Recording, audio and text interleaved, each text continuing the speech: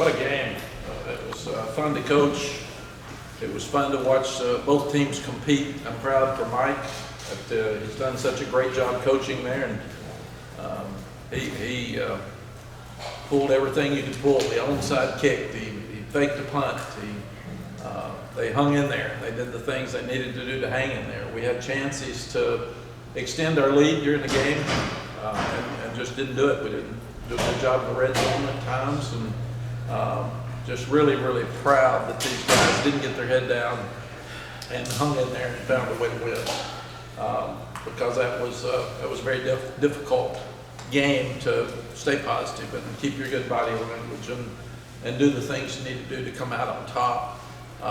And so proud of them. And I think when there were 41 seconds left and we got the ball back and 2 timeouts, and I really thought we'd have a chance to score a touchdown. But really proud of Noah Burnett. He stepped up and twice late in the ball game had a pressure kick that kept us alive and gave us a chance to win.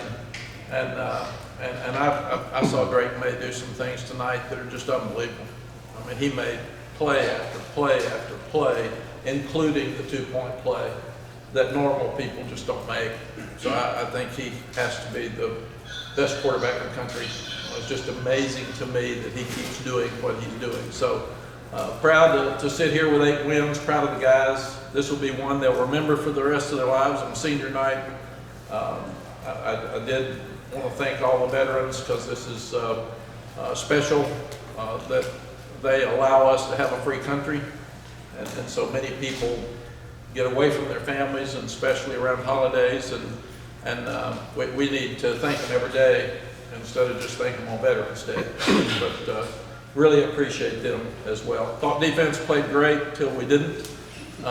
We were great till the end, and then we had to make a play on 3rd down, had to make a play on 4th down, and we didn't make it until we got in the overtime. And really, really proud of the guys that they were able to make the play to win the game. So the victory veil is very important here, and proud for the university that we get to keep it for another year. But again, can't say enough about Mike Elko and what he's done at Duke. And those kids fought hard, and I told him to tell them that I was really impressed with the way they play and the way they coach. They've done a really good job. Questions? Mack, hearing some people were saying when you were talking on ACC Network here a few minutes ago that you were really emotional. Why were you emotional? What kind of drove you to the point where? I don't know. You know, this happens all the time. It's why was I emotional? Well, yeah, just like Jesus Christ. what made you swell up like that? I mean, it's obvious on the surface, but there's something inside that's deeper. I'm an emotional person that I try not to ever show. But I do. I'm a crier, a screamer. I'm all the things that you think I'm not. And when you win a football game like this, you are so proud of your staff and so proud of those kids, because that's what everybody's wanting to do. And you never know what's going to happen. If we'd won this game 31-14 when we had our chances to, it would have been, okay, that's a good job. These kids won a game down by 3 with 41 seconds left. I mean, that doesn't happen in your life. That doesn't happen. And it was unbelievable that the coaches hung in there and were positive, and the kids, and you're so proud of your entire program that they were able to do that, because it just doesn't happen many places in the country. And it's what you want. You talk about toughness, you talk about character, you talk about culture, you talk about confidence. These things are hard to do. And I'm just so proud. Even when they got in overtime, we weren't playing very good defense at the time, and they found a way. And that's what we said. I want 100% of their effort, and I want them to find a way to win. And they did both. And that's why I'm emotional, because I love those kids and what they stood for. And to see them in that locker room, that's why you coach. You coach because you want the kids to feel great about themselves. And I told them, this is something they can use as a father when they're having struggles in their family. They're having trouble with their kids. They're having wife troubles. They're somebody's sick, and it looks really bad. And they can step up, and this shows them you can do something when it looks like you can't. And that's the lesson that they learned tonight. It's much bigger than beating Duke. It's much bigger. And that's why I'm emotional, because everybody sitting there tonight would want their team to do what ours just did. That's why I asked the question. Yeah. Mack, after the late touchdown, you mentioned how difficult it was to stay positive in a situation like that. Was it the usual suspects staying positive on the sidelines of Corey Gainers, the said Grace, similar to the missed field goal against App? Yeah, and the coaches were great. The coaches didn't panic because they know this is really an important game. And they understand that at this university. And I've told them, the new ones, this is a game you have to win if you're going to stay here.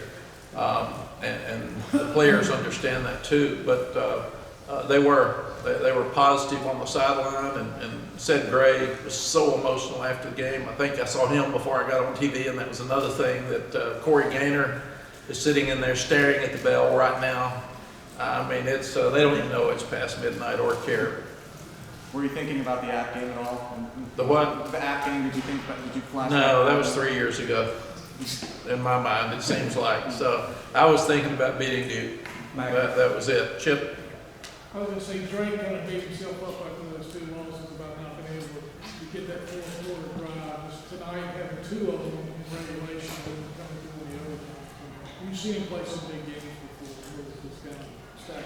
Yeah. Which one might be his last game here. Yeah, Chip, the game he played last year against Duke, the 1 minute right before the half, and then to score with 13 seconds left was one of the best I've ever seen. And we don't block him, and he scrambles out to the right. He throws a perfect pass to Antoine Green. We won in overtime. We won in the first overtime tonight if we catch the ball. It's a great throw, and it's a perfect throw when we have to kick the field goal, and we just dropped it. I think he's as good as anybody I've ever been around. It's unbelievable, and I said that to the team in there.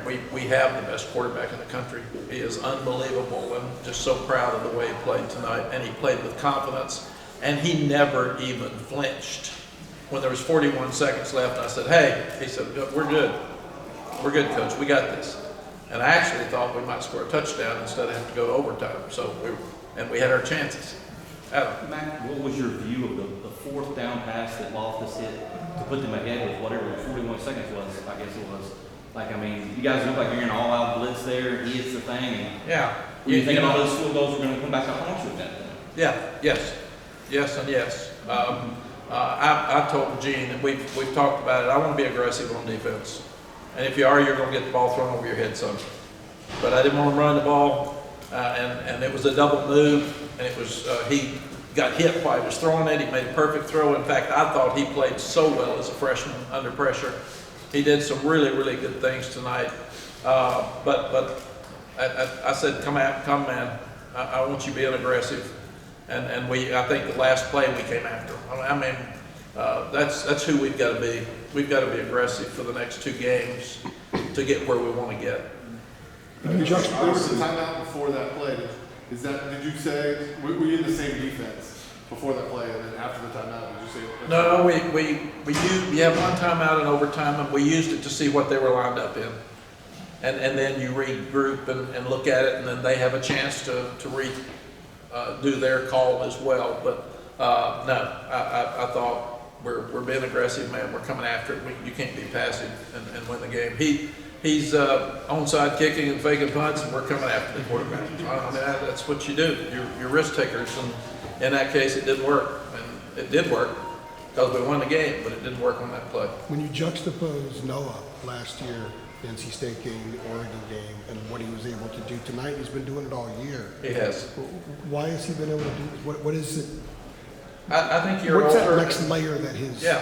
Sometimes in all of our lives, when you mess something up and it doesn't work out like you want it to, you have to learn from it and improve. And I had him talk to Justin Tucker, for instance, and one of the things the kids ask is, what do you do after you miss a kick? And I think Justin said, I've never missed one, which was probably true. I don't remember him missing one for me. But then Noah has put himself in this position so many times that he's kicked it like this all year, and was a difference in this game tonight. I didn't get a chance to see him because it was so crazy out there, but I'm going to make sure that I find him fast and congratulate him on a great way to finish that game. We got time for one more.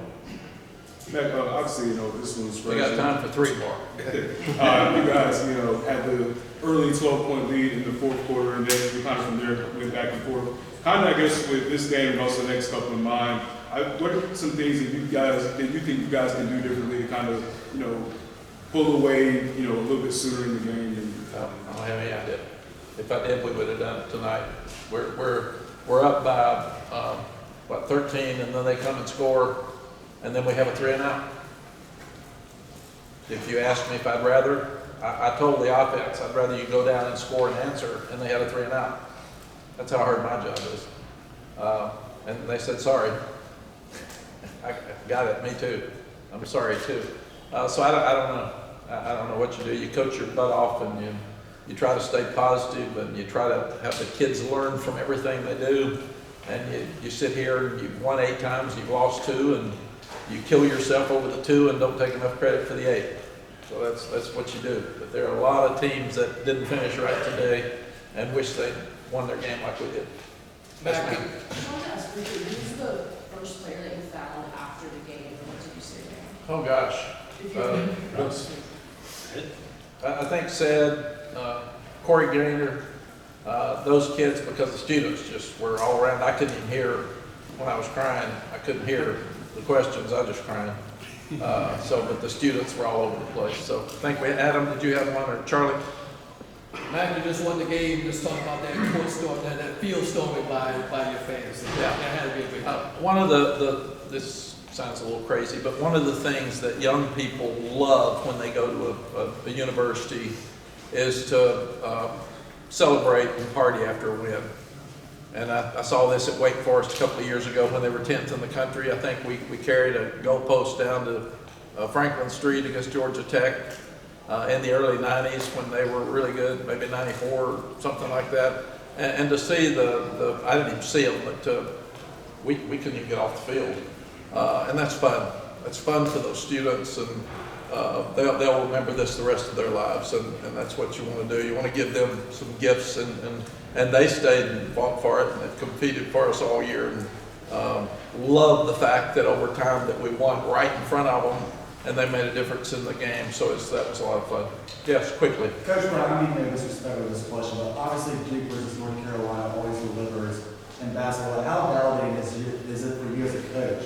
Now that seasons for Duke and North Carolina to deliver on the football field? Yeah, it's delivered 3 of the 5 years I've been back. The first year was 18 seconds when the game was over.